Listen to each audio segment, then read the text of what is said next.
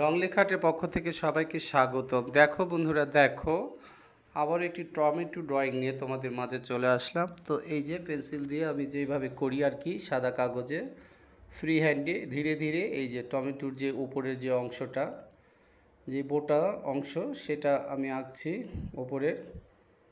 এই যে এইভাবেই ধীরে ধীরে আমি উপরের অংশটি এঁকে নিলাম এবং পাশ দিয়ে আমি ডট ডট করে দিচ্ছি। বন্ধুরা, তোমরা ডট ডট করে দিবে এই কারণেই যে একবারে পেন্সিল দিয়ে আঁকলে সেটা ভুল হলে তোমরা সেটা ঘুষতে গেলে রাবার দিয়ে সেই দাগটা রয়ে যায়। তো এই কারণে হালকা করে ডট ডট দিয়ে এখানে ফাইনালি এইভাবে টমেটো এঁকে নিবে, যেটা আমি করলাম এইমাত্র।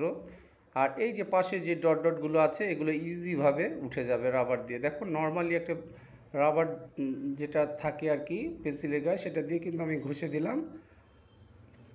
এই যে হলুদ রঙটি আমি এইভাবে করছি, মাঝখানে একটু হলুদ ঘষে নেবে অয়েল প্যাস্টেল, তারপরে একটু কমলা দিবে। এই কমলাগুলো এইভাবে ঘুরিয়ে ঘুরিয়ে দেওয়ার চেষ্টা করবে। এই যে হলুদটা কিন্তু ঢেকে গেল, হালকা একটু হলুদ বোঝানোর জন্য ওখানে দেওয়া, আর পুরোটাই আমি অরেঞ্জ কালার দিয়ে আমি ঢেকে দিলাম, ডিপ অরেঞ্জ। এই যে দেখো এখানে একটা মিল হয়ে গেল রঙের। এবার পুরো রেড কালার দিয়ে আমি পাশে যে অংশগুলো আছে সেগুলো আমি রেড কালার দিয়ে, লাল রং দিয়ে এইভাবে, টমেটো কিন্তু লাল হয় আর একটা হয় সবুজ, তো আমি লালটাই আমি বেছে নিলাম। লালটা অনেক কালারফুল লাগে এবং অনেক সুন্দর লাগে।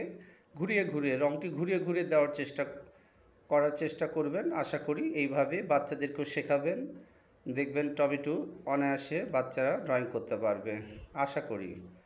এই যে এইভাবে ঘুরিয়ে ঘুরিয়ে রঙগুলো এইভাবে ঘুরিয়ে ঘুরিয়ে সাদা যেগুলো আছে ফিনিশিংগুলো চলে আসবে। দেখেন এইভাবে এই যে সুন্দর করে ব্লেন্ড করে নেবেন এইভাবে, তাহলে দেখতে অনেক সুন্দর লাগবে। এই যে লালের যে ফিনিশিংটি আমি করে নিলাম, বা যেখানে যেখানে প্রবলেম আছে সেগুলো সলভ করার চেষ্টা করছি। এবারে আমি যাব উপরের বোটাতে, টমেটোর যে উপরের যে অংশ, এখানে আমি সবুজটাই নিয়ে নিলাম, অয়েল প্যাস্টেল যে সবুজ রঙটি, সেটা দিয়ে আমি ফিনিশিং করার চেষ্টা করছি।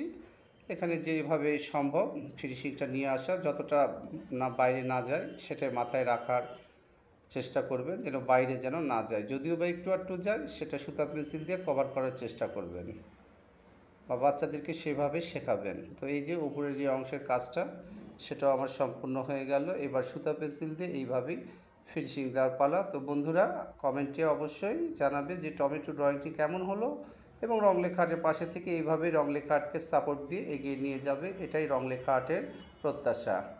তো এই যে আমি সুতা পেন্সিল দিয়ে কিন্তু সেটা খুব যত্নের সহিত চেষ্টা করছি যে সুন্দরভাবে ফুটিয়ে তোলার। আজকে এখানে শেষ করছি। সবাই ভালো থাকবেন, রং লেখা আর্টের পাশেই থাকবেন, আবারও বলছি। আর এইভাবে রং লেখা আর্টকে সাপোর্ট দিয়ে যাবেন। আর আমার একটি ইউটিউব চ্যানেল আছে, সেখানে রং লেখা আর্ট, প্লিজ আপনারা সাবস্ক্রাইব করে দিবেন। আজকে এখানে রাখছি। আল্লাহ হাফেজ।